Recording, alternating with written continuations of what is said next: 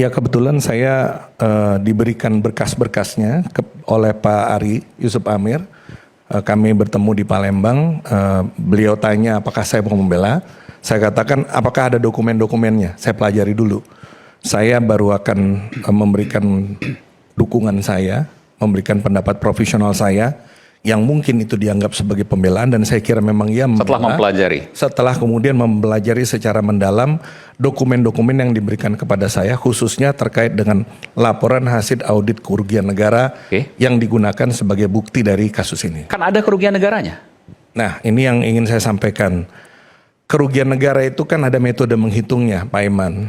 Tetapi mari kita bicara fakta persidangan, karena ini kan waktunya pendek. Fakta persidangan itu memperlihatkan bahwa harga jual, kan sebenarnya kasusnya ini adalah laptopnya nih ya. Harga jual laptop itu di bawah harga pasar. Itu diakui oleh auditor yang menyusun LHA kerugian negara ini. Dengan entah metode apa yang digunakan oleh mereka. Tetapi kenyataannya adalah ternyata kerugian negara itu tidak terjadi. Karena dia harganya di bawah harga pasar, maka bagaimana ngitung selisihnya? Padahal kan sebenarnya pada saat melakukan proses pengadaan yang dilakukan oleh LKPP, sekali lagi yang melaksanakannya adalah LKPP. Tidak dilakukan oleh Nadiem, tidak dilakukan oleh PA, tidak dilakukan oleh KPA, tidak dilakukan oleh PPK, tapi diserahkan kepada LKPP. Itu sebenarnya sudah banyak sekali pengamanan yang dilakukan, mulai dari penentuan SLR ya, Suggested Retail Price, dan kemudian pembuatan surat pernyataan tanggung jawab mutlak. Ini harus diketahui bahwasanya ada yang namanya surat pernyataan tanggung jawab mutlak oleh pelaksana pengadaan ini, di mana apabila terjadi pemahalan harga mereka bertanggung jawab untuk mengganti. Jadi ada itu surat pernyataan tanggung jawab mutlak, dan sudah diaudit.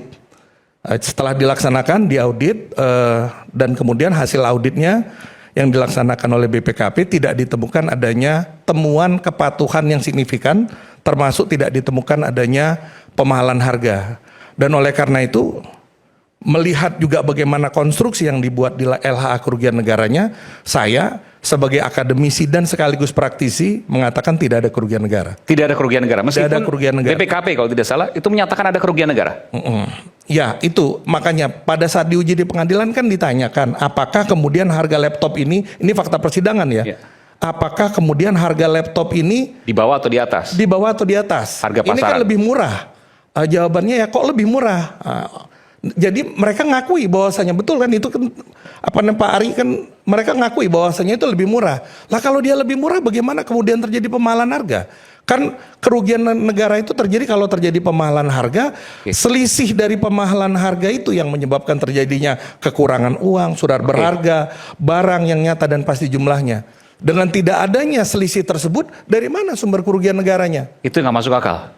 Ya enggak masuk akal dan enggak mungkin ada seperti itu. Jadi tidak ada kerugian negara, tapi kemudian dianggap sebagai korupsi, bahkan harus membayar uang pengganti 800 miliar rupiah lebih. Saya akan berpendapat membatasi, saya sebagai praktisi dan juga akademisi yang ngajar audit. Saya kan pengajar sekarang nih di perguruan tinggi. Nah, saya katakan bahwasanya yang pertama aspek kerugian. Kerugian itu fakta persidangan. Kerugiannya nggak ada menurut Anda ya, nanti kita akan. Kerugian itu fakta persidangan itu menunjukkan diakui oleh auditornya bahwa harganya di bawah harga pasar. Artinya tidak ada kerugian negara. Itu yang pertama. Ya, kemudian yang kedua prosedur pengadaan. Prosedur pengadaan ini unsur perbuatan, Mas. Prosedur pengadaan itu pertama pelaksananya adalah LKPP yang sudah dilaksanakan sesuai dengan ketentuan perundang-undangan. Kemudian kedua tadi yang saya sampaikan itu dilengkapi dengan apa yang kita sebut dengan surat pernyataan tanggung jawab mutlak. Kalau ada pemahalan diganti. Kalau ada pemahalan diganti. Kemudian yang ketiga, dilakukan audit kepatuhan setelah itu dilaksanakan untuk mengetahui ada nggak oleh siapa masalah nih? Oleh BPKP 2020-2021. Kalau dalam hasil audit itu ada pemahalan, maka SPTMJ tadi kan jadinya otomatis berjalan. Dan tidak ada hasil itu? Tidak ada. Kemudian yang keempat nih yang paling penting, posisi Nadiem sebagai menteri itu tidak terlibat di dalam teknis operasional pengadaan. Ini hal-hal yang penting juga. Dan yang paling penting ada satu lagi, LHA kerugian negara itu harus, karena dia adalah LHA adalah laporan hasil audit investigasi, harus mengungkap siapa, melakukan apa, bagaimana, di mana, dan kapan. Terkait yang menyebabkan terjadinya pemahalan harga. Nah, LH kerugian negara dia tidak pernah mengungkap itu. Laporan hasil analisa itu? Tidak, laporan hasil audit kerugian negara. Itu standar, bahwasanya laporan hasil audit harus mengungkap siapa melakukan apa, bagaimana, di mana, dan kapan. Dan tidak ditemukan adanya fraud di situ? Ya, artinya paling tidak di dalam laporan itu tidak disangkakan. Dia menjelaskan ada metode yang mereka gunakan, pendekatan yang dia sebut rekalkulasi itu, dan kemudian entah bagaimana, tetapi kemudian tidak dijelaskan. Kalau terjadi pemahalan harga, siapa yang bertanggung jawab? Bagaimana proses? Kan pemahalan harga itu kan terjadi akibat katakan terjadi persekongkolan. Kalau tidak ada persekongkolan, karena dia misalnya kelalaian, tidak jadi pidana dong. Ini terjadi karena orang sengaja bersekongkol. Nah, itu kan harus diungkap di dalam LHA. Siapa yang bertanggung jawab? Bagaimana mereka melakukannya? Kapan? Di mana? Nah, itu tidak ada. Jadi saya tidak akan kemudian menilai putusan hakim, tetapi dalam pendapat profesional yang saya kuasai sebagai praktisi dan juga sebagai akademisi, itulah yang terjadi. Dan Anda menilai dari semua apa yang Anda analisis tadi, Anda bingung kenapa kemudian ini bisa dianggap salah? Karena tidak ada satu pun celah kesalahan menurut Anda. Kalau saya punya pendapat begini, mungkin, tapi ini pendapat saya, ini bagian ini bukan pendapat profesional. Tadi pendapat profesional, Iman. Sekarang ini pendapat saya sebagai pengamat, mungkin karena sebelumnya sudah diputus IBAM bersalah. Pada saat proses pengadilan IBAM, kemudian IBAM ini ada kasus yang lain ya? Ya, yang swasta, itu strategi pembelaannya tidak sampai sedetil dan sedalam ini. Jadi mungkin hakim harus, kalau ini berbeda kan nggak konsisten putusannya. Mungkin seperti itu, tapi saya nggak tahu. Tanya sama Profesor Gayus kalau soal itu. Ya, tapi ada banyak kemudian misalnya orang yang kemudian tidak bersalah, lalu kemudian dia masuk sidang, ditahan, maka kemudian pada saat putusannya kemudian dipaskan ya dengan waktu dia untuk keluar, kan banyak seperti itu juga ya. Jadi itu artinya menyesuaikan yang salah sebelumnya. Tapi apakah itu yang terjadi? Itu sudah masalah hukumnya. Tetapi dalam konteks tata kelola dan audit itulah yang terjadi. Dari sisi konteks kasusnya, Anda tidak melihat ada celah sedikit pun yang Nadiem lakukan merupakan kesalahan? Nggak ada, karena tidak terlibat. Tidak ada. Karena Nadiem tidak masuk dalam proses. Seandainya ada masalah, sedikit pun celah tidak ada. Nggak ada, karena gini. Kan kalau orang melakukan perbuatan pidana itu, tanya nih Profesor Gayus, dia ahlinya, kan ada giumnya Prof ya, ada causa proxima, non remota, spektator. Yang diperhatikan tuh akibat langsung. Apa nih yang langsung nih? Ada orang naik mobil tabrak anak-anak muda. Ditanya, Anda kenapa sampai nabrak? Bapak sih beliin gua mobil. Kan padahal sebenarnya bukan karena bapaknya beliin mobil, tapi karena pada saat dia mengendarai mobil, mungkin dia masuk ke jalan yang berlawanan arah dan sebagainya. Jadi yang paling dekat yang menyebabkan, yang bisa dibuktikan bahwa itu yang menjadi penyebab. Ini istilahnya itu teori kausalitas.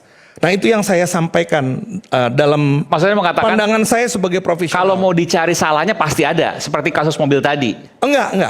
Ini dalam kasus ini kan kasusnya adalah kasus pengadaan laptop. Iya. Kasus pengadaan disebut Chromebook di situ, itu bukan merek.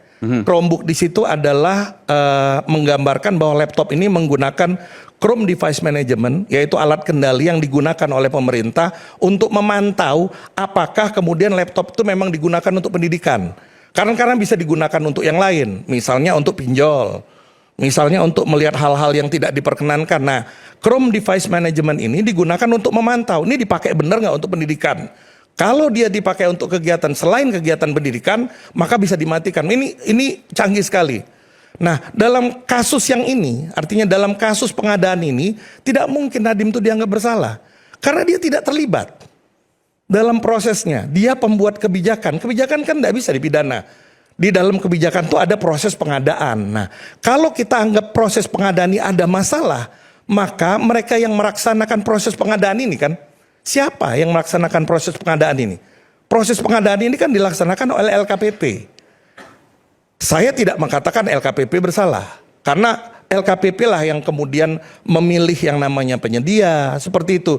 LKPP lah kemudian yang menetapkan harga, menentukan bisa tayang atau tidak, seperti itu gambarnya. Tetapi LKPP dalam hal ini sudah melaksanakan segala sesuatunya sesuai dengan ketentuannya. Namun apabila dianggap ada masalah, ada persekongkolan.